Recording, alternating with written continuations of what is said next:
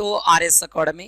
ముందుగా ఈరోజు జరిగిన జాతీయ, అంతర్జాతీయ, ప్రాంతీయ మరియు ముఖ్యమైన వ్యక్తులు, ముఖ్యమైన ప్రాంతాలకు సంబంధించిన కరెంట్ అఫైర్ అనేది చూద్దాం. ముందుగా ఈరోజు కరెంట్ అఫైర్లో ఏంటి సార్ అంటే మనకి ఇండియన్ స్పేస్ రీసెర్చ్ ఆర్గనైజేషన్, భారతదేశం యొక్క అంతరిక్ష పరిశోధన సంస్థ ఒక కొత్త ప్రోగ్రామ్ని ప్రారంభించడం జరిగినది. దీన్ని మనం ఏమంటాం సార్ అంటే యువికా అనే పేరుతో పిలవడం జరుగుతుంది.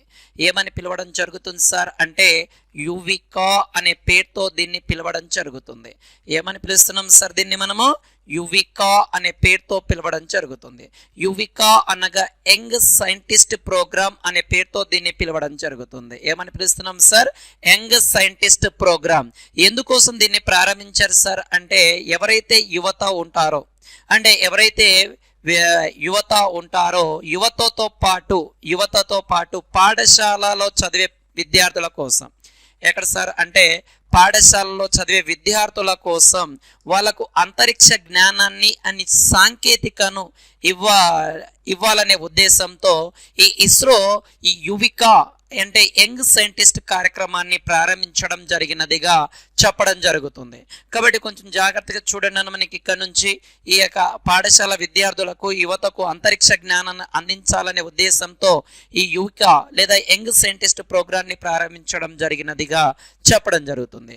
అంటే ఇస్రో దీన్ని ప్రారంభించడం జరిగింది. ఇస్రో యొక్క ప్రధాన కార్యాలయం ఎక్కడుంది సార్? మనకి బెంగళూరులో ఉండడం జరుగుతుంది.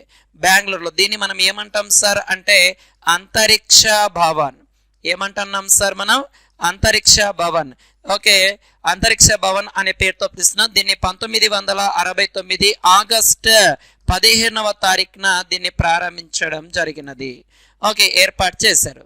ఓకే, ఎక్కడి నుంచి వీటిని ప్రయోగిస్తాం సార్ అంటే సతీష్ ధావన్ స్పేస్ సెంటర్ నుంచి దీన్ని ప్రారంభించడం జరుగుతుంది. ఓకే, దాని తర్వాత ఇస్రో యొక్క ప్రజెంట్ చైర్మన్ ఎవరు పనిచేస్తున్నారు? ప్రజెంట్ ఇస్రో యొక్క చైర్మన్ ఎవరు సార్? కామెంట్ రూపంలో తెలియచేయండి, లైక్ చేయండి, షేర్ చేయండి, కామెంట్ రూపంలో తెలియజేయండి. నెక్స్ట్ కరెంట్ అఫైర్ విషయానికి వెళ్ళిపోతే ఏంటి సార్ అంటే నాసా మరియు జపాన్ ఈ రెండు అంతరిక్ష పరిశోధన సంస్థలు ఒక కొత్తగా చెక్కతో చేసిన ఉపగ్రహాన్ని తయారు చేయడం జరిగింది. ఏ రెండు దేశాలు సార్ అంటే నాసా మరియు జపాన్ ఏరోస్పేస్. నాసా మరియు జపాన్ ఏరోస్పేస్ అనే పేరుతో పిలవడం జరుగుతుంది. ఓకే, నాసా మరియు జపాన్ ఏరో ఎక్స్ప్లోరేషన్ స్పేస్ అనే ఏజెన్సీ అనే పేరుతో పిలుస్తాం. అయితే ఈ రెండు అంతరిక్ష పరిశోధన అంటే అమెరికా మరియు జపాన్ యొక్క సహకారంతో అంతరిక్ష పరిశోధన సంస్థలతో ఒక చెక్కతో చేసిన శాటిలైట్ను ఏదాని సార్ అంటే చెక్కతో చేసిన ఉపగ్రహాన్ని తయారు చేయడం జరిగింది. చెక్కతో చేసిన ఉపగ్రహాన్ని తయారు చేయడం జరుగుతుంది. ఈ చెక్కతో చేసిన ఉపగ్రహం పేరు ఏమిటి సార్ అంటే మనకి లిగ్నోసాట్ ప్రోబ్. ఏది సార్ అంటే లిగ్నోసాట్ ప్రోబ్. ఓకే, ఇది అంతరిక్షంలోనే ఒక నూతన అధ్యయనంగా చెప్పవచ్చు నన్ను. అంటే అంతరిక్ష యాత్రల్లో పర్యావరణ ప్రభావాన్ని తగ్గించడానికి ఇది ఒక మార్గదర్శకంగా చెప్పడం జరుగుతుంది. అంటే ప్రపంచంలోనే మొట్టమొదటిసారిగా ఏమవుతుంది సార్ మనకి చెక్కతో చేసిన ఉపగ్రహాన్ని ఈ జపాన్ మరియు నాసా రెండు కలిసి దీన్ని రూపొందించడం జరిగినది మనకి. ఓకేనన్న, అంటే మనకు సాంప్రదాయంగా మెటాలిక్ ఉపగ్రహాలు తిరిగి ప్రవేశించినప్పుడు అవి వాతావరణ కాలుష్యానికి ప్రభావితం చేస్తాయి. అందువలన ఈ చెక్కతో చేసిన ఈ యొక్క లిగ్నోసాట్ ప్రోబ్ అనేది పర్యావరణ రహితంగా ఇది ఉపయోగపడడం జరుగుతుంది మనకి. అంటే దీన్ని మాగ్నోలియా చెట్ల నుండి కలపను సేకరించి దీన్ని తయారు చేస్తారు నాన్న. ఏ దాంతో మనకి మాగ్నోలియా చెట్లు ఏవైతే ఉన్నాయో ఈ మాగ్నోలియా చెట్ల నుంచి వీటిని తయారు చేయడం జరుగుతుందిగా చెప్పవచ్చు మనకి ఇది నాన్న. కాబట్టి ఇక్కడ నుంచి కరెంట్ అఫైర్లో మనకి 100% క్వశ్చన్ పడడానికి ఆస్కారం ఉంది నాన్న. ఎందుకంటే ప్రపంచంలోనే మొట్టమొదటి ఏంటి మనకి ఈ చెక్కతో చేసిన శాటిలైట్గా ఇచ్చేయడం జరుగుతుంది. దాని తర్వాత నెక్స్ట్ కరెంట్ అఫైర్కి వెళ్ళిపోతే హెన్లీ పాస్పోర్ట్ ఇండెక్స్ 2024ని రిలీజ్ చేయడం జరిగింది నాన్న. ఏది సార్ అంటే హెన్లీ పాస్పోర్ట్ ఇండెక్స్ నాన్న. ఏది సార్ అంటే Henley Henley passport Henley passport index passport ఇండెక్స్ని హెన్లీ పాస్పోర్ట్ ఇండెక్స్ 2024ని రిలీజ్ చేయడం జరిగింది. మొత్తం మనకి ఈ యొక్క 2024లో ఈ సర్వే చేయగా ఒక అత్యధిక స్థానంలో అగ్రస్థానంలో ఫ్రాన్స్ ప్యాక్ నిల్చోవడం జరిగింది నాన్న. ఏది సార్ అంటే ఫ్రాన్స్ ప్యాక్ నుంచోవడం జరిగింది. అంటే ఈ యొక్క ఫ్రాన్స్ దేశం యొక్క వీసాతో దాదాపుగా 194 దేశాలకు వీసా రహితంగా ప్రయాణించవచ్చు. ఎలాగ ప్రయాణించవచ్చు సార్? మనకి వీసా రహితంగా దీన్ని ప్రయాణించవచ్చు అని చెప్పడం జరుగుతుంది. అంటే ఎలా పాస్పోర్ట్ ఉంటే, ఫ్రాన్స్ దేశం యొక్క పాస్పోర్ట్ ఉంటే 194 దేశాల్లో ఎలాంటి వీసా లేకుండా మనం ప్రయాణించడం జరుగుతుంది మనకి. ఓకే, దీని తర్వాత ఫ్రాన్స్ తర్వాత ఏమున్నాయి సార్ అంటే Germany and Italy and Japan Singapore లాంటి దేశాలు ఉండడం జరుగుతుంది. ఓకే, ఈ దేశాల నుంచి 194 దేశాలకు వీసా లేకుండా ప్రయాణించవచ్చు. అయితే దీంట్లో భారతదేశం యొక్క వీసా ద్వారా ఏదాని స్వర్ మనకి భారతదేశం వీసా ద్వారా 62 దేశాలకు ప్రయాణించవచ్చు. అయితే ఎన్నవ స్థానంలో ఉంది సార్ భారతదేశం అంటే 85వ స్థానంలో నుంచోవడం జరిగింది. ఎన్నవ స్థానం సార్? 85వ స్థానంలో భారతదేశం అనేది నుంచోవడం జరిగినదిగా చెప్పడం జరుగుతుంది మనకి ఇది నన్న. ఓకే, కాబట్టి కొంచెం జాగ్రత్తగా చూడండి. మనకి హెన్లీ పాస్పోర్ట్ ఇండెక్స్ 2024 రావడం జరిగింది. దీంట్లో మొదటి స్థానంలో France and Germany, Italy, Japan, Singapore లాంటి దేశాలు ఉన్నాయి. భారతదేశం 85వ స్థానంలో ఉండడం జరుగుతుందిగా ఇచ్చేయడం జరుగుతుంది. ఓకే, ఒక సముద్ర దేశంగా ఇది మన భారతదేశం దగ్గరలో ఉన్న మాల్దీవ్స్. ఏది సార్ అంటే మాల్దీవుల యొక్క వీసాతో 96 దేశాలకు ప్రయాణించవచ్చు. మాల్దీవుల దేశాల యొక్క వీసాతో దాదాపుగా 96 దేశాలకు ప్రయాణించవచ్చు. అంటే మాల్దీవులు 58వ స్థానాన్ని పొందడం జరుగుతుంది. 58వ స్థానం పొందడం జరుగుతుందిగా చెప్పడం జరుగుతుంది మనకి ఈ దీన్నన్న. కాబట్టి కొంచెం జాగ్రత్తగా చూడండి. మనకి 2024లో దాదాపుగా ఒక 111 దేశాల పైగా సర్వే నిర్వహిస్తే దీంట్లో భారతదేశం 8వ స్థానం సార్ 85వ స్థానంలో ఉండడం జరుగుతుంది. ఇది కూడా కొంచెం జాగ్రత్తగా చూడండి. నెక్స్ట్ కరెంట్ అఫైర్ విషయానికి వెళ్ళిపోతే ప్రముఖ జైన సన్యాసి అయిన ఆచార్య విద్యాసాగర్ మహారాజ్ గారు కనుమూయడం జరిగింది. ఎవరు సార్? మనకి ప్రముఖ జైన సన్యాసి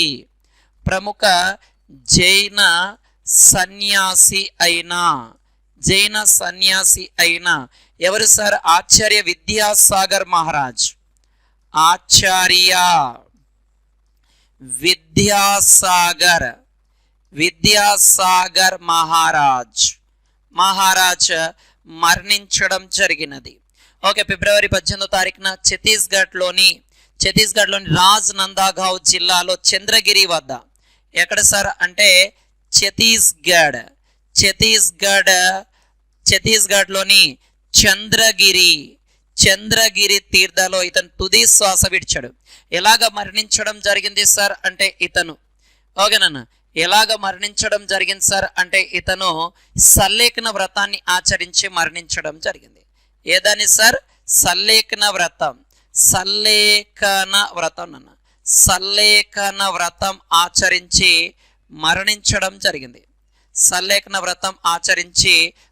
మరణించడం జరిగింది. జైన మతంలో ఎలాంటి అన్నం కానీ నీళ్లు లేకుండా మరణించడం అదొక ఆచారం. దాన్ని మనం సల్లేఖన వ్రతం అనే పేరుతో పిలుస్తాం. దాంతోపాటు నీటిలో కూడా మునిగి చనిపోవడం జరుగుతుంది. అలాగా ఆచరించి సల్లేఖన వ్రతాన్ని ఆచరించి చనిపోయిన వ్యక్తి ఎవరు సార్ అంటే ఆచార్య విద్యాసాగర్ మహారాజ్ గారు ఇచ్చేయడం జరుగుతుంది. ఇతను ఆచార్య విద్యాసాగర్ మహారాజ్ గారు 1946లో అక్టోబర్ 10వ తారీఖున కర్ణాటక రాష్ట్రంలో సద్గాల్ జిల్లాలో ఇతను జన్మించడం జరుగుతుంది. అయితే మనకి జైన మతం, ఈ జైన మతంలో ఈ సల్లేఖన వ్రతం ద్వారా మరణించిన మొదటి వ్యక్తి, జైన మతం ద్వారా సల్లేఖన వ్రతం ఆచరించి మరణించిన మొదటి రాజు ఎవరు సార్ అంటే మౌర్య చంద్రగుప్తుడు అనే పేరుతో పిలుస్తాం. మౌర్య చంద్రగుప్తుడు అనే పేరుతో పిలవడం జరుగుతుంది. మౌర్య చంద్రగుప్తుడు అనే పేరుతో పిలుస్తాం. అదే నీటిలో మునిగి ఈ యొక్క వ్రతాన్ని ఆచరించి చనిపోయిన మొదటి వ్యక్తి రాష్ట్రకూటవ రాజు అయిన మూడవ ఇంద్రుడు అని కూడా చెప్పడం జరుగుతుంది. మనకి హిస్టరీలో ఉంది చూడండి నాన్న, నీట్గా ఇక్కడ నుంచి క్వశ్చన్ పడడానికి ఆస్కారం ఉంది. ఓకే, దాని తర్వాత ఈ జైన మత స్థాపకుడు, జైన మతంలో మొదటి వ్యక్తి ఎవరు సార్ అంటే మనకి మొదటి వ్యక్తి వృషభనాథుడు. ఎవరు సార్? వృషభనాథుడు అనే పేరుతో పిలవచ్చు. ఈ వృషభనాథుడు మొదటి తీర్థాంకులు అంటాం. జైన మతంలో మొత్తం 24 మంది తీర్థాంకులు ఉంటారు. 24 తీర్థాంకుల్లో మొదటి వాడు వృషభనాథుడు. 23వ వాడు ఎవరు సార్ అంటే పార్శ్వనాథుడుగా చెప్పవచ్చు. 23వ వాడు ఎవరు సార్ అంటే పార్శ్వనాథుడు. పార్శ్వనాథుడు పార్శ్వనాథుడు అనే పేరుతో పిలుస్తాం. 24వ వాడు వర్తమాన మహావీరుడు అనే పేరుతో పిలవడం జరుగుతుంది. వృషభనాథుడి యొక్క గుర్తు ఎద్దు అండ్ పార్శ్వనాథుడి యొక్క గుర్తు మనకి ఏంటి సార్ అంటే పాము. అండ్ 24వ తీర్థంకుడి యొక్క గుర్తు ఏంటి సార్ అంటే సింహంగా పేర్కొనడం జరుగుతుంది మనకి. అలాగా ఈ యొక్క సల్లేఖన వ్రతం తీర్థంకుడు అనగా జీవ ప్రవాహాన్ని దాటడానికి ఒక వారధి లాంటి వాళ్ళు అని కూడా చెప్పవచ్చు మనకి. కాబట్టి సల్లేఖన వ్రతానికి సంబంధించి ఒక బిట్ అనేది ఖచ్చితంగా పడడానికి ఆస్కారం ఉంది. దీన్ని కూడా ఇచ్చేయండి జైన మతంలో మనకి. నెక్స్ట్ కరెంట్ అఫైర్కి వెళ్ళిపోతే ఓకేనన్న, ఈ యొక్క జపాన్లో అత్యంత పురాతనమైన పండుగ, జపనీస్ సంస్కృతి ప్రకారం జరుపుకునే పండుగ ఏమి సార్ అంటే సుమిన్ సోయి పండుగ. ఏ పండుగ సార్ అంటే సుమిన్ సోయి. ఏది సార్ అంటే సుమిన్ సాయి పండుగ. సుమిన్ సాయి పండుగ జపానీస్ వాళ్ళు జరుపుకునే అత్యంత పురాతనమైన పండుగ. అత్యంత పురాతనమైన పండుగ ఏది సార్ అంటే ఈ జమిన్ సాయి పండుగ నన్న. దాదాపుగా చంద్రమాన సంవత్సరంన 7వ రోజున ఇది ప్రారంభమై రాత్రి వరకు ఉంటుంది. దాదాపుగా 1000 సంవత్సరాల క్రితం ఈ పండుగ అనేది ప్రారంభం అవడం జరుగుతుంది మనకి ఇది నన్న. కాబట్టి మనకి ఏది మనకి ఈ చెడుని తరిమి కొట్టాలనే ఉద్దేశంతో ఈ పండుగను నిర్వహించడం జరుగుతుంది. ఈ పండుగ గుండె వద్ద వందలాది నగ్న పురుషులు ఓకేనా చెక్క టాలిస్టన్ల పైన ఉత్సాహభరిమైన కుస్తీలో నిమగ్నమై ఉండడంతో ఈ సాంప్రదాయం ప్రారంభమవుతుందని చెప్పడం జరుగుతుంది మనకి. ఇక్కడ చూడండి మనకి నీట్గా కనబడుతుంది మనకి. అంటే నగ్న పురుషులు ఇక్కడ ఈ పండుగను ఇచ్చేయడం జరుగుతుంది మనకి. ఇది కానీ 1000 సంవత్సరాల క్రితం పురాతన పండుగ ఇది జపనీస్ దేశంలో జరపడం జరుగుతుందిగా చెప్పడం జరుగుతుంది. నెక్స్ట్ మనకి జపనీస్ అనేది చూసుకుంటే జపాన్ దేశంలో ఇటీవల G7 సమావేశం జరిగింది. ఓకే, జపాన్ దేశంలో మనకి ఇటీవల ఏది సార్ అంటే G7 సమావేశం అనేది జరగడం జరిగింది. అండ్ జపాన్లో G7 సమావేశంతో పాటు ఈ జపాన్ దేశంలో గాంధీజీ యొక్క విగ్రహంను నరేంద్ర మోడీ గారు ఆవిష్కరించడం జరిగింది. అండ్ 2011లో ఈ జపాన్లోని ఫుకుషిమా అణువిద్యుత్ కర్మాగారం అనేది సునామీ గురవడం జరిగింది. ఈ సునామీ గురైన ఫుకుషిమా అనే ఈ అణువిద్యుత్ కేంద్రం నుంచి వ్యర్థాలను దాఫాలుగా రిలీజ్ చేయడం జరుగుతుందని కూడా చెప్పడం జరుగుతుంది. ఇది 2023లో జపాన్ దేశంలో జరిగిన కరెంట్ అఫైర్. దీన్ని జాగ్రత్తగా గుర్తుపెట్టుకోండి. దాని తర్వాత నెక్స్ట్ కరెంట్ అఫైర్ విషయానికి వెళ్ళిపోతే ఫిబ్రవరి 19వ తారీఖున ఛత్రపతి శివాజీ మహారాజ్ యొక్క జయంతిని జరుపుకోవడం జరుగుతుందన్న. ప్రతి సంవత్సరం ఫిబ్రవరి 19న ఛత్రపతి శివాజీ ఛత్రపతి శివాజీ మహారాజ్ యొక్క జయంతిని జరుపుకోవడం జరుగుతుంది. ఇది 2024లో ఎన్నవ జయంతి సార్ అంటే 394వ జయంతిగా చెప్పడం జరుగుతుంది మనకి ఈ దినాన గ్రెగేరియన్ క్యాలెండర్ ప్రకారం. ఈ యొక్క ఛత్రపతి శివాజీ యొక్క అసలు పేరు శివాజీ భోంస్లే. ఛత్రపతి శివాజీ యొక్క అసలు పేరు ఏం సార్ అంటే శివాజీ భోంస్లే. శివాజీ భోంస్లే శివాజీ భోంస్లే అనేది అసలు పేరుగా చెప్పడం జరుగుతుంది మనకి ఇది నన్న 1630లో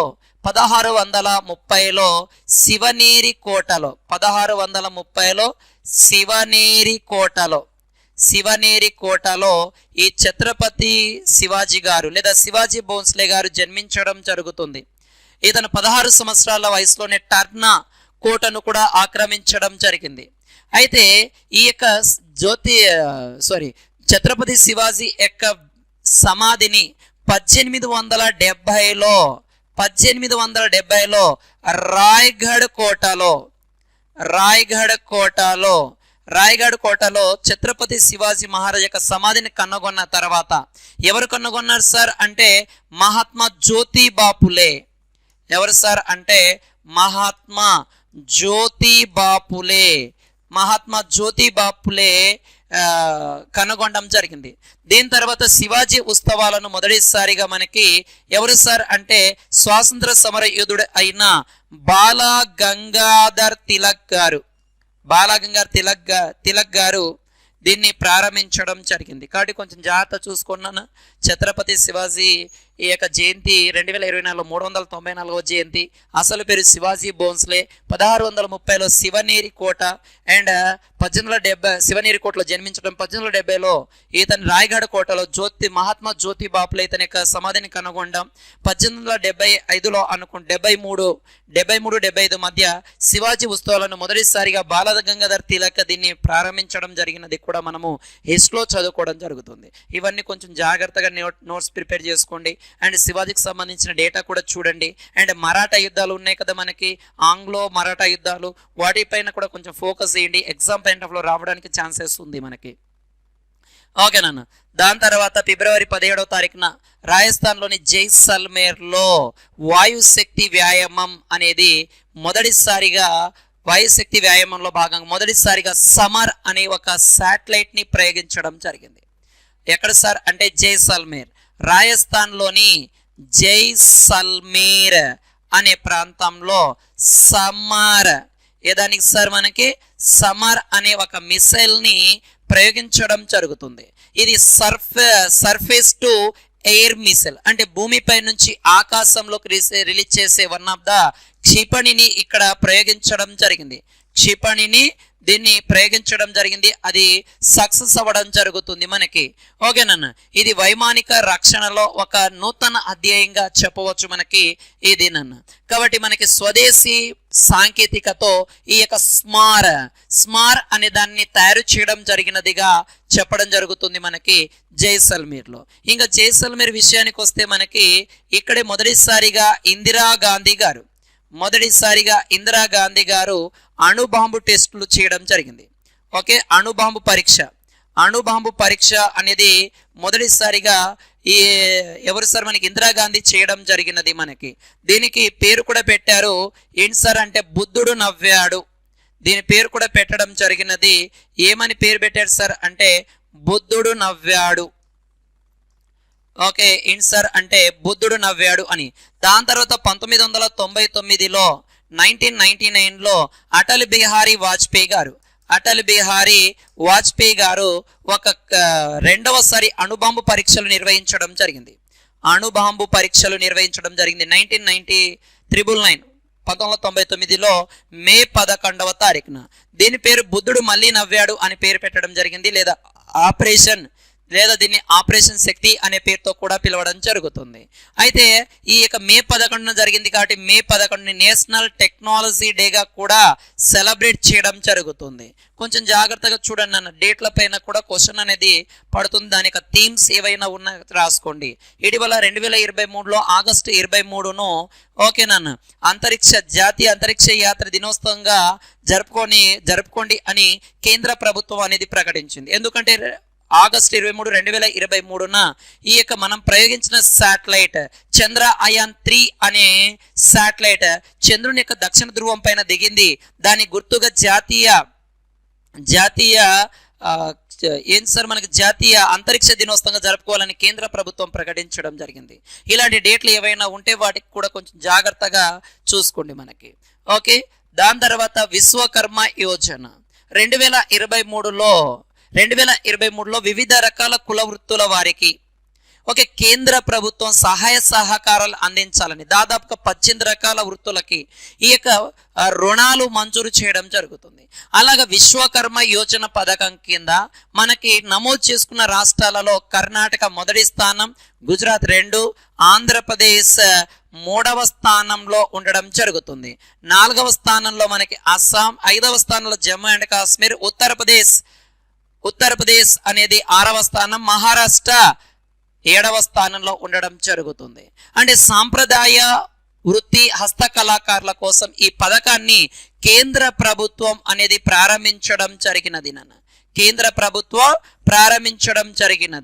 అంటే వీళ్ళకి వాళ్ళ యొక్క వృత్తిని ఆధారంగా వాళ్ళకు రుణాలు అనేవి మంజూరు చేయడం జరుగుతుంది. మనకి తొలుత ఈ రుణాలు ఎవరైతే పొందుతారో 18 నెలల లోపల తిరిగి చెల్లించిన వారికి 30 నెలల్లో తిరిగి 2 లక్షల రూపాయలు రెండవసారి రుణం ఇస్తారని కేంద్ర ప్రభుత్వం ప్రకటించడం జరిగినది. మనకి ఎవరైతే వీళ్ళు రుణాలు తీసుకుంటారో వాళ్ళకు ఓకేనన్న ఈ యొక్క లబ్ధిదారు స్కిల్ అప్గ్రేడ్ కింద 5 రోజుల పాటు ప్రాథమిక శిక్షణ అండ్ తర్వాత 15 రోజుల పైగా అడ్వాన్స్ శిక్షణ అనేది ఇవ్వడం జరుగుతుంది. శిక్షణ కాలంలో వీళ్ళకి 500 రూపాయలు రోజుకి ఇవ్వడం జరుగుతుంది. మనకి ఇలాగనన్న అలా టోల్ కిట్స్ తో పాటు ఏకంగా 15,000 రూపాయలు వాళ్ళకు ప్రోత్సాహం అనేది లభించే విధంగా ఈ యొక్క విశ్వకర్మ యోజన అనే పథకాన్ని కేంద్ర ప్రభుత్వం ప్రారంభించింది. ఒక గొప్ప పథకంగా చెప్పవచ్చు మనకి. ఓకే, ఇలాగా విశ్వకర్మ యోజన పథకం నమోదుల్లో కర్ణాటక, గుజరాత్, ఆంధ్రప్రదేశ్ అనేవి మొదటి 1, 2, 3 స్థానాల్లో ఉన్నాయి. ఓకే, కాబట్టి ఇది ఈరోజు జరిగిన కరెంట్ అఫైర్ నన్ను. రేపటి కరెంట్ అఫైర్ లో మిగిలిపోయిన అంశాలు చూద్దాం. ఆర్ఎస్ అకాడమీ కర్నూల్, మీ స్వామి సార్. జై హింద్.